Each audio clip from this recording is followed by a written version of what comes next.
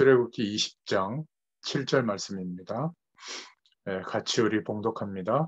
너는 너의 하나님 여호와의 이름을 망령되이 일컫지 말라. 나 여호와는 나의 이름을 망령되이 일컫는 자를 죄 없다 하지 아니하리라. 아멘. 53문 소요리 문답 제53문부터 56 문답까지 10계명의 제3계명을 가지고 우리가 이렇게 인도를 받고 있습니다. 오늘 55문의 제3계명이 금하는 것은 무엇인가? 그 답으로는 하나님이 자신을 나타내는 모든 것에 모욕하는 것, 자기를 나타내는 것을 회방하거나 악용하는 것이다. 이것을 금하는 것이다. 이렇게 답을 하고 있고요. 56문에는 3계명에서 지키라고 한 이유가 뭔가? 3계명을 지키라고 한 이유가 무엇인가? 그 답으로는 사람으로부터는 형벌을 피할 수 있으나 하나님으로부터는 형벌을 피할 수 없다. 이렇게 답을 하고 있는데요. 이 3계명을 한마디로 말하면 여호와의 이름을 모욕하지 마라. 그러면 벌을 받게 될 것이다. 이렇게 이야기하고 있습니다. 우리가 여기서 좀 중요한 큰 기도 제목을 우리가 찾아내야 되겠습니다. 좀 서론으로 좀 말씀드리고 싶은 것은 하나님은 우리에게 똑같이 24시간을 허락해 주셨죠. 그래서 24시간. 그래서 우리의 하루가 사실은 하나님의 축복을 누리는 전부인 것 같아요. 그래서 이제 지금쯤이면 저와 여러분이 하루의 시작, 24시간의 시작을 그리스도와 함께 하시기를 축원드립니다. 예수 그리스도를 믿는 믿음 안에서 하나님께서 우리에게 허락해 주신 은혜, 특별히 여러분 섬기는 주일 교회의 그 강단의 말씀을 묵상하면서 예수 그리스도께서 우리에게 허락해 주신 영원한 회복되어진 그 구원의 축복을 좀 체험하고 누리면서 하루를 시작하시기를 축원드립니다. 그러면 우리의 하루의 삶의 진행은 바쁘게 막 너무 열심히 아니면 게으르게 할 필요가 없죠. 하나님께서 우리와 함께 하시는 하나님의 나라가 임하는 그 축복을 누리게 되는 정도에 따라서 우리의 삶의 진행은 그 힘과 능력과 은혜로 인도받으면 됩니다. 쉽게 말하자면 우리는 누군가를 만나고 또 경제활동을 하고 또 오늘 해야 될 일들을 해 나가면서 그 누군가의 만남을 통해서 좀 힘을 주거나 아니면 누군가를 어렵게 보이면 고쳐주거나 도와주거나 또 어떤 사람의 심부름을 하거나 또 누군가를 가르쳐주거나 이런 만남 속에서 살아갑니다. 근데 그때 그냥 내 경험, 내 생각 속에서 이렇게 하기보다는 하루의 시작을 주님과 함께하고 또 하루의 삶에 진행되어지는 그 힘은 하나님의 임재하심을 누리는 그 힘에 비례해서 이렇게 인도받으시면 결국은 말씀과 복음에 대한 중요성과 기도 속에서 뭔가 우리의 손에 잡히는 하나님의 뜻과 계획이 붙잡아지게 됩니다. 결국 그 내용을 가지고 힘을 주기도 하고 그 붙잡아진 내용을 가지고 어떨 때는 이야기도 해주고 또 그 힘과 내용을 가지고 우리의 삶을 이제 인도받게 되는 것이죠. 그러면 우리의 하루의 삶이 성실하게 이렇게 사라지게 되어 있습니다. 그러면 그 삶을 통해서 하나님께서 역사하시는 축복을 또 깨닫게 되죠. 결국 우리의 삶이 행복하고 편안하고 만족한 하루, 이것이 목표가 아니라 하나님이 지금도 일하시는 방향, 땅끝까지 이 복음이 증거되어지도록 하시는 세계 복음화의 방향 속에서 오늘이 있게 되죠. 그러니까 또 다시 성령의 충만함을 구하게 되고 그 힘과 은혜로 인도받게 되어 있습니다. 그러면 하나님께서 나와 저와 여러분과 함께하는 것을 체험하게 되는데요. 그러면 바뀌는 게 뭐죠? 늘 우리는 태어나서 습관적으로 사람을 바라보고 사람을 의지하는 자꾸 사단에게 속아서 사람을 바라보는 그런 중심으로 살아왔습니다. 그런데 사람을 바라보는 이런 사단의 전략에서 빠져나오게 됩니다. 그러니까 어떤 경우도 낙심하지 않게 되죠. 하나님께서 나와 우리와 함께 하고 계시고, 함께 하시는 것은 개념적으로 함께 하는 게 아니라 실제로 하늘 보좌의 축복으로 역사해 주시는 거거든요. 이것을 경험하고 누릴 수 있게 되니까 뭔가 한계가 오고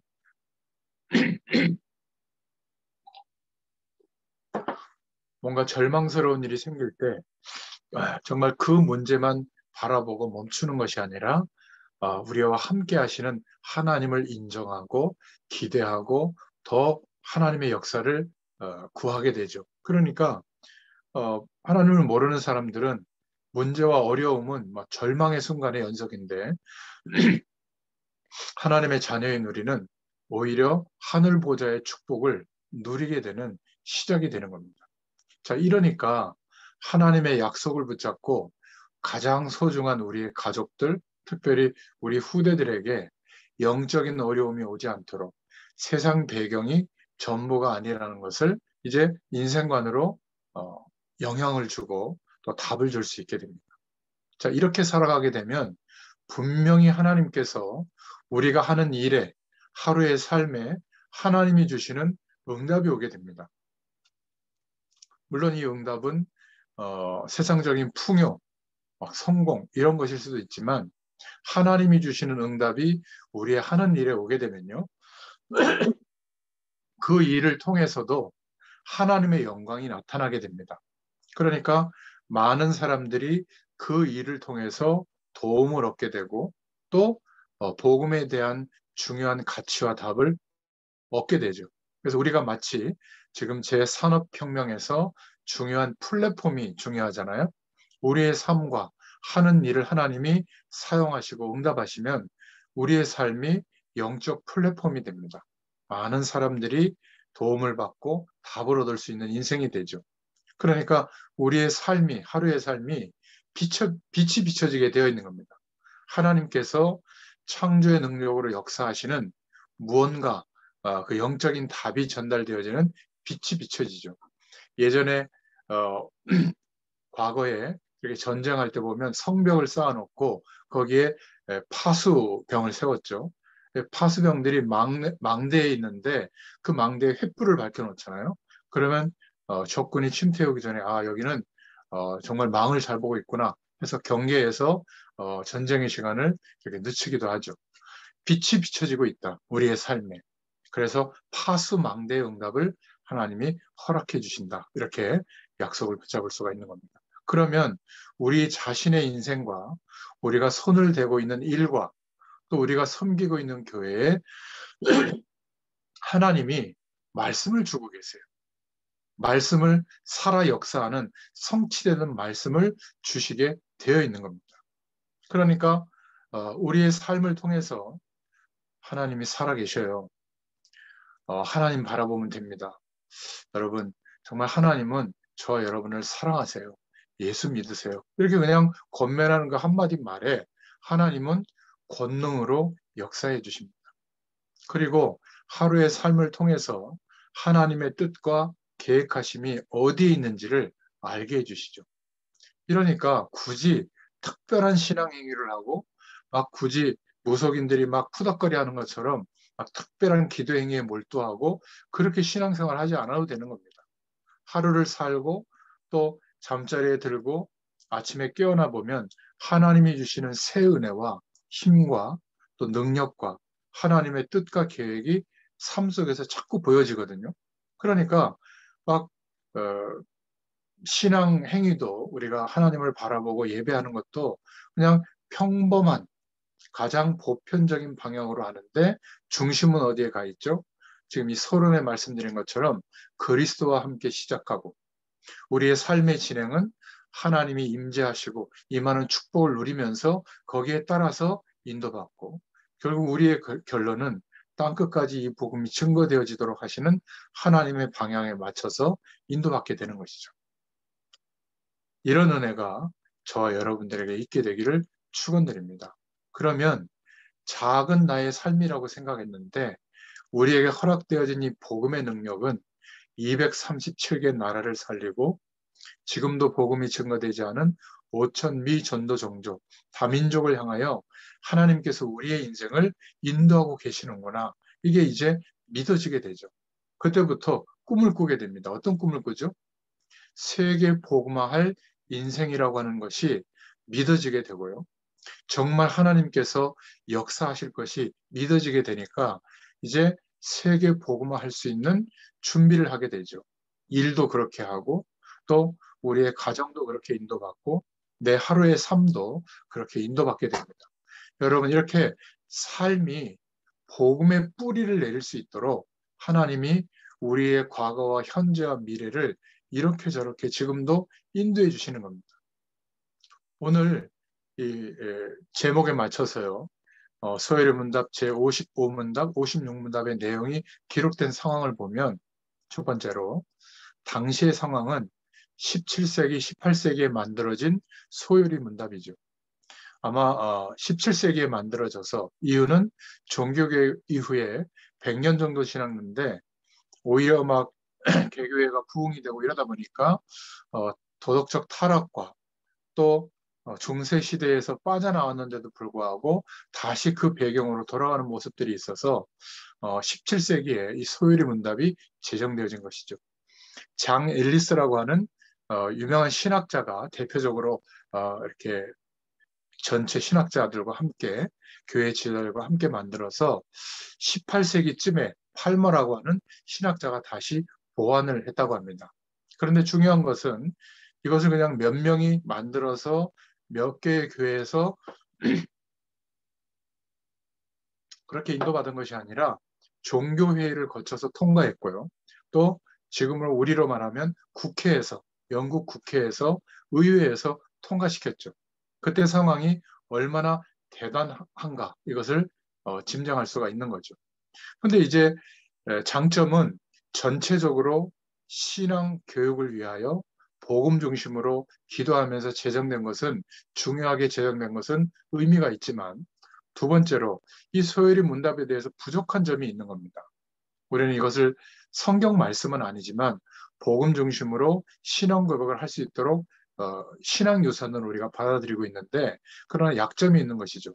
그 약점이 뭐냐면 그 약점 때문에 그 중요한 소요리 문답으로 유럽 교회가 신앙 교육을 시켰는데 그 이후에 유럽 교회는 거의 완전히 붕괴되어지는 결과가 오게 된 겁니다.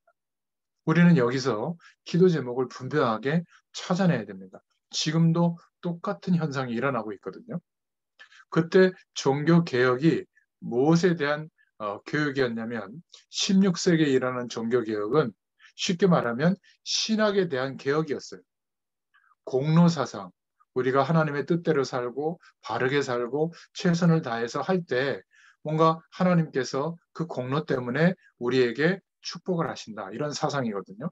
중세교회에서 굉장히 주장하는 것에 대해서 행위나 율법으로 우리가 구원받은 게 아니라 복음으로 구원받은 것이다. 라는 신학 개혁을 한 것이 종교개혁 중에 중요한 부분이죠. 그런데 여기에 대해서 약점은 중세교회, 천주교에 대해서 반대의 의미를 자꾸 찾다 보니까 우리가 하나님 앞에 헌신하고 말씀대로 살고 예배를 잘 드리고 뭔가 이렇게 하나님께 충성을 다하고 이 좋은 것이 있잖아요. 이것마저도 완전히 극단적으로 반대했던 그런 내용이 이 종교개혁에 있었던 겁니다. 그러다 보니까 오히려 이렇게 우리가 믿음으로만 살면 좋은데 믿음으로만 사는 것은 100% 믿음이 회복되어졌을 때는 괜찮은데 그렇지 않으면 오히려 약점이 되기도 하죠. 그죠? 실제로 상식적인 노력을 기울이지 않으면 도덕적 타락이 더 오기도 하고요. 또 삶에 굉장히 중요한 응답을 놓칠 가능성도 있습니다. 이런 약점도 있습니다. 두 번째 종교개혁은 사상에 대한 개혁이죠. 왕정시대, 봉건 사상을 중심으로 형성되어져 있던 이 사상이 이제는 시민사회로 옮겨오는 산업혁명과 더불어서 그런 어떤 개혁이 사상에 대한 개혁이 여기에 담겨져 있는 겁니다. 그래서 특히 독일의 루터가 종교개혁에 앞장섰을 때 이 봉건 사상에 대항하는 각 성의 성주들이 루터를 보호하도록 하나님이 역사하셨죠. 만약에 그렇지 않았다면 종교개혁은 완성되지 않았을 겁니다. 그래서 사상개혁이 바로 종교개혁의 중요한 한 축이었고요. 또 한 가지는 세 번째로 말하자면 제도개혁이죠. 교회의 제도개혁. 중세시대 교회는, 천주교회는 완전히 사제 중심으로 되어 있는데 여기에 대한 개혁이, 종교개혁이 있었습니다. 그러니까 무조건 사제 중심으로, 목회자 중심으로 운영되던 거에 대해서 이제 평신도들 중심으로 참여해야 된다. 이렇게 극단적으로 대립하는, 그러니까 목회자 중심으로, 교회 중심으로 되어지는 좋은 점도 있는데 그것에 대해서 의도적으로 반대의 것만 강조하다 보니까 또 약점이 되기도 했죠. 아무튼 이러한 것에 대한 개혁이었는데 안타까운 것은 중세 교회에 있었던 교권의식, 목회자와 교회는 특별한 권한을 하나님이 주었다. 그래서 모든 사람들보다 위에 있는 권한을 갖게 된다. 그런 얘기 들어봤잖아요. 목사님한테 어떻게 험담하고 잘못하면 큰 화가 임한단 말이지. 또 반대로 목회자에게 잘하면 막 하나님이 복을 준다. 그리고 교회의 권위에 대해서는 도전하면 안 된다. 오히려 성공회 같은 이렇게 중세교회의 영향을 받은 성공회 같은 경우는 오히려 계속 개혁을 해서 지금은 굉장히 제도나 이런 조건들이 많이 개혁되어 있어요. 그런데 개신교회가 커지고 나서 어떤 한 교회가 막 10,000명, 10만 명 이런 교회가 되고 나서는 오히려 교권은 더 강화돼서 어떤 교회는 목사님 한번 면담하려면 막 비서진을 통해서 신청을 내야 되고 막그 면담하는 그 면담비도 가져가야 되고 막 긴장하고 벌벌 떨고 막 그러는 교회도 있다고 그래요. 제가 볼 때는 이해가 안 됩니다. 똑같은 사람이고 단지 하나님의 일에 대한 책임을 나눠서 특별한 어떤 의미를 부여하기보다는 책임감이 있게 하나님의 일을 감당하는 것이죠. 우리는 만인 제사장이잖아요. 예수 그리스도 안에 속한 누구나 다 직접 하나님을 바라볼 수 있고 직접 성경을 볼 수 있고 직접 성령의 충만함을 누릴 수 있게 된 겁니다. 우리가 교회 공동체를 중심으로 함께 연합해서 주의 일을 감당하는 것은 또 다른 의미지만 지금도 목사님을 통해서만 하나님을 만나고 목사님을 통해서만 말씀을 받고 이거는 중세 시대에 있던 교권이 아직도 그대로 존재하고 있는 겁니다. 지금 모든 종교는 굉장히 개혁을 많이 해서 삶 속으로, 현장 속으로 파고들고 있죠. 그런데 너무 안타까운 것은 우리 개신교회, 특히 한국의 교회들을 보면 여전히 중세 시대의 모습이 많이 있습니다. 여성은 목사 한 수를 주면 안 되고, 강대상 위는 목사님만 올라가고, 이런 거 많잖아요. 그죠? 감히 막 강대상 위에 올라가가지고 문화 공연을 한다고? 이거에 대해서 막 심각하게 고민하는 그런 교회도 많이 있더라고요.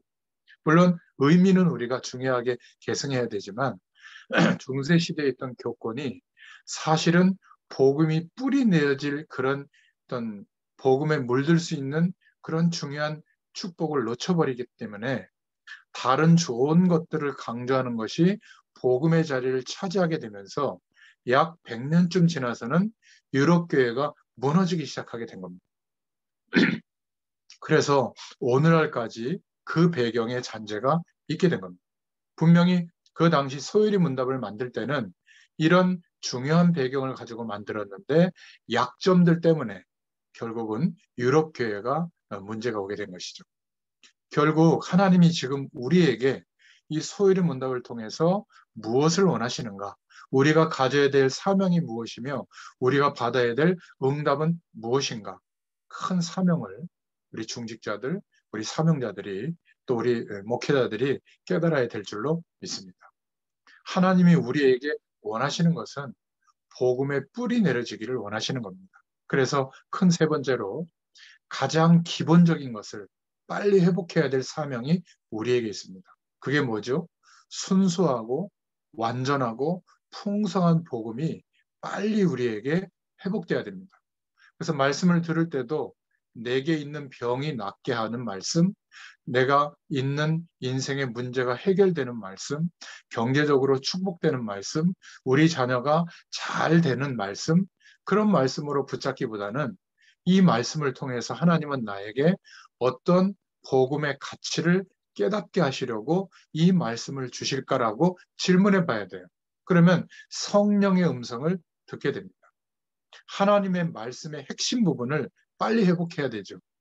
나를 위한 말씀이라기보다는 하나님께서 그리스도로 말미암아 우리에게 하나님께서 허락해 주신 그 축복을 알게 하시는 말씀이에요. 그래서 처음부터 끝까지 구원에 관한 말씀이 우리에게 중심으로 흐르고 있는 것이죠. 그리고 성경은 영적 문제에 대해서 굉장히 깊이 다루고 있고 그 영적 문제에서 해방되기를 원하는 말씀이에요. 다른 것으로는 시달리고 있고 집착되고 중독되어 있고 그렇게 안 하면 안 되는 것처럼 매여 있는 그 문제에서 스스로 벗어날 수가 없습니다. 하나님의 말씀을 통하여 영원하신 하나님이 우리와 함께 하시는 그 영원한 축복이 경험되어질 때 시시에서 벗어나는 거거든요. 우리가 지금 딱지치기 하고 지금 고무줄 놀이하고 공기 놀이하고 이 말씀을 들으면 되겠습니까? 그건 어린 시절에 했던 놀이 문화죠. 그죠? 지금도 막 게임에 막 중독돼 있는 어른들이 있다면 그거는 좀 문제 있는 것이죠. 가장으로서 도박에 중독돼 있거나 책임감도 감당하지 못하고 그냥 그런 것에 중독되어 있다. 그건 굉장히 문제죠. 그런데 그 문제를 넘어서서 내 힘으로 해결할 수 없는 영적 문제화 되어지면 사단에게 사로잡히는 거거든요. 단순히 그 문제가 아니라 영적으로 붙들려 있는 겁니다. 여기에서 빠져나오는 것은 본인의 힘으로 안 돼요. 그래서 예수 그리스도의 능력을 힘입게 될 때, 성령의 능력을 힘입게 될 때 과감하게 자리를 털고 일어날 수 있게 되는 거죠. 두 번째로 우리에게 주신 사명은 뭐냐면 초대교회에 주신 축복을 빨리 회복해야 된다. 그게 우리의 사명이에요. 초대교회에 주신 축복은 뭐냐면 복음운동입니다. 뭐 우리도 하죠. 많은 교회들이 하죠. 그런데 복음을 지속적으로 강조하는 운동을 회복하라는 겁니다. 저와 여러분을 지금 이 자리에 부르시고 함께 이렇게 말씀을 나누게 하시는 이유는 뭐 우리끼리 모여서 뭐 으쌰으쌰 하자 그것이 아니라 우리만이라도 우리의 삶 속에서 복음을 누리자. 복음을 가장 우선시하는 믿음을 회복하자. 이 복음의 중요성을 삶 속에서 전달할 수 있는 영향력을 갖자. 복음 운동을 회복하자 그 말이에요. 18세기, 19세기처럼 하지 말고 복음 운동을 회복하라. 18세기는 도덕적 타락과 삶이 너무 위험해지니까 사실은 하나님의 말씀과 신앙 교육을 하면서 하나님께로 돌아오도록 했지만 지속되지 못했던 이유는 각성운동에 머물렀던 겁니다. 복음을 지속적으로 강조하기보다는 복음의 기준보다 더 훌륭하고 좋은 것들을 제정해서 그것을 더 강조하다 보니까 오히려 각성운동으로 끝나게 된 것이죠. 그리고 19세기에 들어와서는 미국 같은 경우는 무디라고 하는 하나님의 사람을 일으켜서 하나님께서 무디를 통해서 미국 사회가 너무 급하니까 각성운동을 일으킨 겁니다. 복음운동, 끝까지 복음을 강조하는 운동이 지속됐더라면 좋겠는데 각성운동으로 그 시대에 끝나게 된 거죠. 너무 안타까운 겁니다. 미국은 대통령 취임식 할 때 성경책 위에다가 선서를 하는 국가입니다. 그런데 참 안타까운 것은 미국이라는 나라가 세워질 때 이렇게 개신교도들이 메이플라워를 타고 가서 교회부터 세우고 또 학교부터 세우고 그리고 자기 집을 짓고 이렇게 하나님 바라보는 중심으로 세워진 국가인데 공립학교에서 성경 공부를 가르치는 시간을 없앴어요. 케네디 때 없앴죠. 그래서 그때부터 사실은 하나님의 말씀의 능력이 점점 사라지고 세속주의, 세상이 성공되어지고 잘 되는 그런 배경으로 인생관과 세계관이 급속도로 밀고 들어간 겁니다. 교회마저도 커지고 부흥되고 세상적인 복으로 하나님의 복이 대치되는 그런 흐름이 생기기 시작한 거죠. 결국 그때부터 후대들은 완전히 타락하게 된 겁니다. 마약이 없으면 안 되고요. 그리고 하나님 없어도 살아갈 만한 세상의 가치를 가장 앞장서서 만들어내어지는 그리고 전 세계를 하나로 막 조직하는 이런 일들이 많이 벌어졌는데 영적으로는 심각해지게 된 거죠. 여러분, 우리를 예수 그리스도 안에 하나님의 구원의 축복을 허락하신 것은 이 복음을 지속적으로 강조할 수 있는 복음 운동, 말씀 운동을 하라는 거예요. 초대교회를 빨리 회복하라는 사명을 주셨는데 그 두 번째는 뭐냐면 의미가 초대교회는 모든 중직자들이 모든 제자들이 흩어져서 현장을 살릴 삶 속에 자기만의 현장 살릴 조직을 다 가지고 있었어요. 근데 지금은 우리 중직자들과 사명자들이 흩어져서 현장 속에서 이 무너져가는 현장을 살릴 복음을 지속적으로 강조할 조직이 하나도 없는 거예요. 24시간을 열심히 살고 있는데 하나님이 하시는 전도의 축복을 누릴 고정된 시간, 고정된 장소, 고정된 사람들이 내 삶 속에 없는 거예요. 그 사람들과 함께 복음 운동할 현장 살릴 조직이 없는 겁니다. 예를 들면 이런 다락방 시간이에요. 우리 고집사님과 함께 또 우리 박집사님과 함께 마음을 담고 이 정해진 시간과 정해진 장소와 정해진 말씀과 정해진 사람들과 같이 계속 복음 중심으로 말씀 운동하고 있잖아요. 이것이 얼마나 중요한 초대교회 조직인지 모릅니다. 가정을 중심으로 3,000군데, 5,000군데에서 이렇게 말씀 운동이 일어났기 때문에 복음을 강조했기 때문에 왕이 국가의 세금으로 40년 동안 지었던 헤롯 성전, 예루살렘 성전을 중심으로 국가 전체의 종교였던 유대교가 아무리 눌러도 막을 수 없는 생명으로 역사하는 하나님이 역사하는 현장 살릴 조직이 초대교회에 쫙 깔려 있던 겁니다. 교회가 아무리 커져도 현장 살릴 조직이 성도들 삶 속에 없다. 그것은 그냥 하나의 모임일 뿐이죠. 역사의 시간이 지나면 그 모임은 없어지게 되는 겁니다. 우리의 다음 세대에게 현장 살릴 조직이 이 다음 세대의 인생 속에 하루의 삶 속에도 있게 되도록 우리가 도와야 될 줄로 믿습니다. 그런 현장 전도 조직을 많이 세우자. 이게 지금 우리가 기대하고 꿈꾸는 사명이죠. 그리고 성경에 있었던 선교 조직을 회복하자. 어려운 사람들에게 어려운 나라에 돈을 좀 헌금해서 도와주는 그게 선교가 아닙니다. 사도행전 13장에 무속인에게 사로잡힌 마을을 복음의 능력으로 바꾼 거죠. 사도행전 16장에 완전히 무속 배경에 사로잡힌 한 지역을 바꿔버리게 된 겁니다. 사도행전 19장에 우상에게 사로잡힌 동네를 바꾸는 것. 한마디로 말하면 하나님이 살아계시고 지금도 역사하고 계시는 이 영원한 축복을 누리면서 삶의 응답을 누리는 이런 인생관으로 바꾸자. 이 영적인 비밀과 답을 가진 선교사를 돕고 또 우리도 선교 현장에 그 축복을 지속적으로 후원하는 그런 선교 조직이 우리의 삶 가운데, 현장 가운데 일어나야 될 줄로 믿습니다. 하나님이 원하시는 것이죠.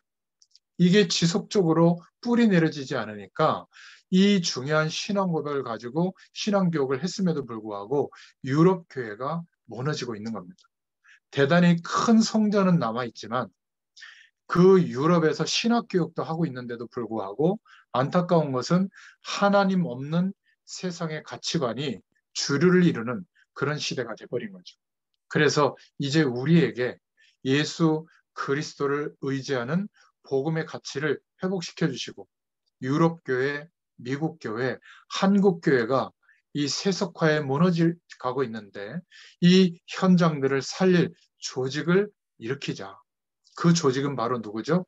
우리 자신입니다.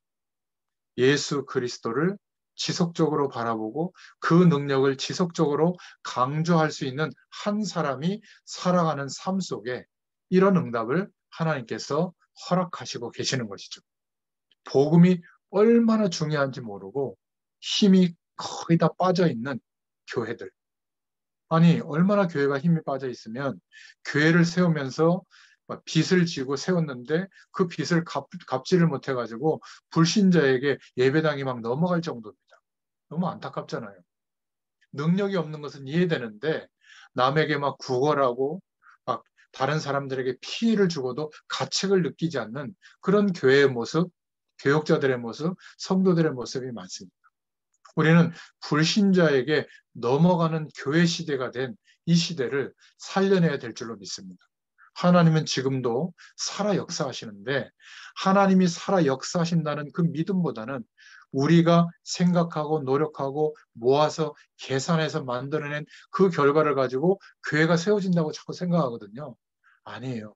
물론 상식적으로 그렇게도 생각하고 헌신해야 되지만 하나님의 교회는 하나님이 세우십니다.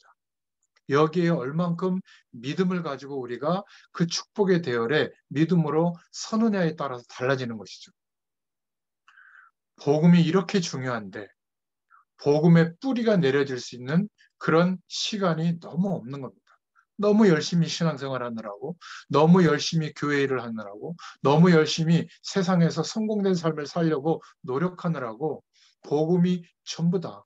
예수 그리스도께서 죽으시고 부활하심으로 하나님 만나는 길을 여시고 모든 죄와 저주의 권세에서 해방하시고 흑암 세력에서 해방해 주신 이 축복 때문에 당당하게 하나님의 모든 은혜를 누릴 수 있게 되어졌는데 그것이 전부라고 하는 복음에 물들 수 있는 우리 인생의 시간이 너무 없었던 거예요. 그래서 하나님은 사랑하시는 자에게 절망을 주시고 어떤 노력도 통하지 않는 상황과 조건을 허락하시는 겁니다. 이때가 믿음의 사람에게는 절망의 순간이 온 게 아니라 기회가 주어지게 된 겁니다. 또 성공되려고 또 노력하지 마시고 어차피 노력해도 잘 안 되잖아요. 잠시 멈추게 하시는 그 순간에 그 기간에 정말 복음이 전부라고 하는 하나님의 재창조의 방법이 전부라고 하는 여기에 뿌리 내리자 그 말입니다. 만약 안 그러면 종교개혁을 했는데도 교권 때문에 무너지는 복음의 가치가 무너지는 이 시대에 다시 한번 하나님이 종교개혁을 일으키는 만한 그런 일을 허락하시면 안 되잖아요. 그래서 오늘 결론입니다. 만약에 많은 시간 우리 전도자들이 또 우리 랩런트들이 청년들이 복음의 뿌리를 내리고 나면 어떤 일이 벌어질까요? 하나님께서 그 인생을 통하여 세계 복음화 하실 일을 하나님께서 역사하십니다. 우리는 그 사명을 감당할 사람들이거든요. 그거는 대단히 성공된 사람, 대단히 큰 교회 목사님들 이런 분들이 하는 것이지 뭐 나는 아직 먹고 살기도 힘들고 그냥 너무 연약한데 뭔가 우리를 통해서 그런 일을 하시겠나? 아무리 말씀을 전해도 믿어지지 않으면 그 믿어지는 믿음 안에서 하나님께서 하신다고 하는 믿음이 안 오기 때문에 여전히 세계 복음화할 준비를 못해요. 하나님이 우리를 통하여 역사하실 것이 믿어지면 우리 고집사님 같은 경우에 노후 준비를 해야 될 때가 아니라 지금 공부하셔야 될 때, 세계 복음화를 나를 통해서 나의 하루와 나의 일을 통하여 하나님이 하실 것이 맞다면 진짜 공부는 대학 갈 때 하는 게 아니라 그 믿음이 왔을 때 오늘 하루를 통해서 공부하고 준비하고 노력하고 똑같은 일을 반복하는 것 같지만 어떻게 되어지죠? 소망이 생기고 하나님께서 하셔야만 되니까 더욱 성령 충만을 놓고 기도하고 이렇게 열정의 사람으로 바뀌게 될 줄로 믿습니다. 그릇 준비하시기를 바랍니다. 안 그러면 종교개혁 이전의 상태가 되어져서 종교개혁을 해야 될 상황이 또 올지도 몰라요. 하나님은 앞으로의 사명을 두고 우리 인생을 통하여 역사하고 계시는 겁니다. 틀림없이 이 축복이 우리 후대들에게 전달이 되고 다음 세대에게까지 전달이 된다면 하나님이 준비한 렘넌트들을 통해서 이 응답들을 본격화하도록 역사하실 줄로 믿습니다. 두 번째 결론은 두 번 다시 이런 소일의 문답처럼 특별한 문답서를 만들 필요가 없을 정도로 복음의 뿌리를 내릴 수 있기를 축원드립니다. 왜 어마어마한 내용을 만들어서 신앙교육을 했는데도 유럽교회가 문을 닫았는가? 성경 말씀은 지금은 성취되고 있지 않습니까? 그대로 똑같이 성취되고 있는데 그렇다면 하나님이 저와 여러분에게 원하시는 것은 사명 세 가지죠. 빨리 신앙의 기본을 회복하자.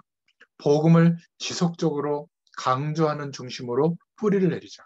그리고 초대교회에 허락해 주셨던 복음운동, 현장 전도 조직을 회복하자. 우리의 삶 속에. 고정된, 하나님이 역사하실 고정된 시간, 전도 때문에 하나님의 역사가 일어날 고정된 시간, 고정된 장소, 전도 때문에 내 삶 속에 들어온 사람들, 고정된, 맡겨진 사명을 품은 이런 축복이 있어야 하나님의 역사가 그 현장 조직을 통해서 내 삶을 통해서 하나님의 응답이 나타나지 않겠어요? 24시간 성공되기 위해서 사는 시간과 장소와 사람들은 있는데 하나님이 하시는 전도의 축복을 누릴 고정된 시간, 고정된 장소, 고정된 사람들이 없다면 전도와 선교는 그냥 개념일 뿐이죠. 그냥 단어일 뿐이죠. 그렇지 않습니까?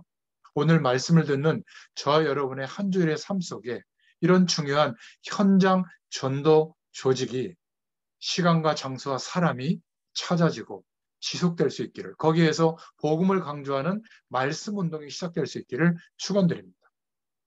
여러분, 유럽 교회, 미국 교회, 더불어서 한국 교회가 자꾸 세속화되고 무너져 가고 있으니까 살릴 방법을 찾고 기도하라.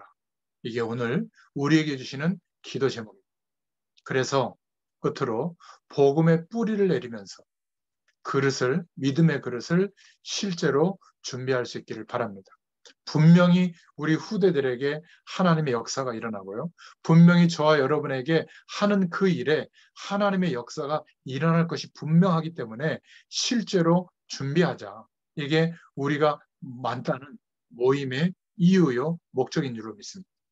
사람들이 보기에는 초대교회 성도들이 부족하고 무식해 보여도 그렇지 않습니다. 분명히 성경 말씀이 이렇게 말하고 있거든요. 고린도전서 1장 18절에 멸망하는 자들에게는 십자가의 도와 전도가 미련하게 보이지만 구원을 얻은 우리에게는 십자가의 도와 이 복음을 전하는 전도가 하나님의 능력이 된다. 이렇게 고백하고 있습니다. 이 고백이 우리의 고백이 되어야 될 줄로 믿습니다. 여러분, 교회사를 보세요. 똑같은 문제가 반복되는 겁니다. 역사를 보세요. 똑같은 역사가 반복되는 겁니다. 복음이 약화되도록, 없어지도록, 다른 것이 더 강조될 때마다 재앙의 시대가 계속된 거거든요. 그래서 하나님이 16세기에 종교개혁이 일어나도록 했는데 또 문제가 오는 겁니다. 복음이 지속적으로 강조되지 못하니까 타락이 오는 거죠. 그래서 17세기에 혼란이 오니까 소요리 문답이 나오고 12가지 신앙 신조가 나오게 되죠. 그래도 혼란이 계속되니까 18세기에 또 보완해서 이런 신앙 고백서들이 제정됩니다. 그것도 안 되니까 웨슬레, 사무엘 밀즈, 모디, 윌리엄 부스 이런 하나님의 사람들을 일으켜서 시대를 바꾸는데 계속적으로 복음운동이 지속되지 않고 각성운동으로 끝나게 되는 겁니다. 그래서 오늘 저와 여러분이 한 가지만 깨달으면 돼요. 우리는 지금 하나님이 원하시는 한 가지 싸움을 하고 있구나. 사단은 뭘 해도 사단이 속이는 역사가 세상을 장악하려고 하는 시도가 끝나지 않고 두려워하지 않는데 한 가지만 두려워합니다. 뭘 두려워하는지 아세요? 복음의 뿌리가 내려지면 사단은 두려워합니다. 왜냐하면 늘 복음 중심으로 하나님이 우리에게 약속하신 영원한 축복을 누리는 중심으로 살아가게 되거든요. 여러분, 이게 역사적인 과제가 우리에게 부여된 겁니다. 제가 이런 말씀을 드렸더니 목사님 부담돼요. 무슨 제가 역사적인 요청 앞에, 과제 앞에 제가 구원받았습니까? 그런데 맞아요. 여러분, 이게 역사적인 과제라니까요. 아무리 우리가 부족해도 오늘 이 말씀이 저와 여러분의 심령 가운데 부딪혀서 그렇구나. 내가 지금 복음 중심으로 지속적으로 살아가는, 주님 바라보고 살아가는 이것이 역사적 과제를 감당하는 삶이구나. 이렇게 깨달아졌다면 하나님의 부르심 앞에 있는 사람들이 맞습니다. 그런데 오늘 소요리 문답을 보면 하나님의 이름을 좀 이상하게 사용하거나 경홀히 여기지 마라. 그렇게 사용하면 형벌이 오고 그건 모욕하는 거다. 이런 단어를 쓰는 것을 보면서 유명한 신학자들이 신학적 생각으로 쓴 단어들이거든요. 근데 제 개인적으로는 이 복음의 능력과 하나님의 역사에 대해서 잘은 몰랐구나. 이렇게 저는 읽혀지더라고요. 여러분, 복음의 뿌리가 내려지지 않으면 더 좋은 것들이 우리의 삶 속에 뿌리 내려져서 그것을 중심으로 항상 생각하게 되어 있습니다. 여러분, 러시아라는 나라를 제가 우리 선교사님 때문에 한 십몇 년 전에 여러 차례 이제 갔었거든요. 근데 가보면 선교사님이 그 승용차를 집에 들어가기 전에 막 이렇게 운전대도 이렇게 열쇠 같은 걸로 잠궈 놓고 쇠사슬 열쇠 같은 거, 자동차 바퀴도 쇠사슬 열쇠로 묶어 놓더라고요. 왜 그런가 했더니 그 다음날 아침이 되면 그렇게 안 하면 바퀴도 떼어가고 창문 깨고 그 이렇게 핸들도 막 뽑아간대요. 저는 처음에 과연 그런가 했더니 지금도 그렇대요. 지금. 왜 그런지 아십니까? 그 러시아는 공산주의라고 하는 민주주의하고 자본주의하고 또 다르잖아요. 같이 생산해서 동등하게 나누자라는 이런 사상으로 70년 이상, 100년 가까이 뿌리 내린 나라거든요. 그러니까 네 거 내 거가 없는 거예요. 오히려 도덕적 타락이 더 심하고 도둑놈들이 더 많은 겁니다. 뿌리 내려져 있기 때문에 자기도 모르게 그게 삶 속에서 나오는 거예요. 그러니까 공항 같은 데서도 그 지방에 이렇게 국내선 타면 돈을 요구해요, 항상. 이렇게 빠져나갈 때. 그래서 역시 세계를 뭐 절반을 나와서 통치한 나라, 그렇게 생각이 안 되더라고요. 여러분, 이만큼 뿌리 내려져 있는 사상, 뿌리 내려져 있는 어떤 세상의 흐름이 있다면 이게 아직 전부라면 이게 굉장히 판단하고 선택하고 결정하는데 영향을 주게 되는데 만약 저와 여러분이 복음의 뿌리가 내려지면 어떻게 되어지죠? 하나님의 능력이 나타납니다. 하늘과 땅의 권세를 가지신 모든 권세를 가진 주님이 우리의 삶 가운데 역사하는 일이 벌어집니다. 우리 후대들이 절대 망하지 않도록 복음의 뿌리 내리도록 우리가 도와야 될 줄로 믿습니다. 다른 것은 좀 부족해도 정말 괜찮아요. 그런데 이런 내용이 금방 막 역사가 일어난다면 그쪽으로 가겠는데 별 차이가 없는 거예요. 열심히 공부하고 최선을 다하고 세상에서 성공된 삶을 살고 이게 나쁜 게 아니거든요. 그런데 복음의 가치보다 이러한 내용이 더 강조되기 시작하면 한 10년, 20년, 30년이 지나면 인생이 완전히 달라지는 거예요. 판단하고 해석하는 뿌리가 복음의 뿌리가 내려진 그 은혜 속에서 되어지는 게 아니라 산업 현장도 마찬가지입니다. 돈, 거래처, 경쟁에서 안 뒤떨어지고 어떻게 하면 이런 어떤 조건들을 내가 더 빨리 가질까? 이게 전부지. 하나님께서 역사해 주셔야 된다라고 하는 이 믿음 속에서 인도받아야 되거든요. 이게 굉장히 우스운 생각 같아도요. 우리에게 맞는 길이에요. 맞는 답인 줄로 믿습니다. 그래서 복음 안에 이 가치를 회복하면 시달리지 않고 세상에 어마어마한 영적 문제가 들이닥쳐도 그 속에 있지만 하나님 나라의 배경 속에 있기 때문에 능히 이기게 될 줄로 믿습니다. 복음 가진 사람이 하나님이 역사하시는 축복이 계속 일어나는 인생으로 하나님께 쓰임받게 될 줄로 믿습니다. 저와 여러분은 상상하지 못할 하나님의 응답을 누리고 전할 주역인 줄로 믿습니다. 여러분 자신에 대해서 저를 따라 한번 이렇게 말씀해 주시기를 바랍니다. 나는 세계복음화할 따라하세요. 고집사님 안 따라하시는데 다시 하겠습니다. 나는 세계복음화할 주역이다. 저와 여러분이 이렇게 생겼고 모자란 것 같아도 저와 여러분은 세계복음화의 주역인 줄로 믿습니다. 그래서 서로를 귀하게 여기고 중요하게 같이 중보기도 하고 우리의 옆 사람들도 보고 이런 기도가 되어지기를 축원드립니다. 기도하겠습니다. 하나님 참 감사합니다. 오늘도 주의 말씀을 통하여 하나님의 음성을 들을 수 있도록 역사해 주셔서 감사합니다. 우리에게 복음이 지속적으로 강조되고 그 복음을 통하여 회복되어진 그리스도의 의와 또 하나님의 영원한 축복이 기대져진 인생으로 하나님께서 축복해 주시기를 소원합니다. 다 없어져 버린 현장 살릴 시스템과 조직이 우리의 매일매일의 삶 속에 회복되게 하시고 또 일어나도록 축복하여 주셔서 세계 복음할 만한 사람으로 믿음의 그릇으로 우리를 일으켜 주시고 세워 주실 줄로 믿습니다. 한 줄 동안에도 승리하게 하여 주시옵소서. 예수님의 이름으로 감사하며 기도드렸습니다. 아멘.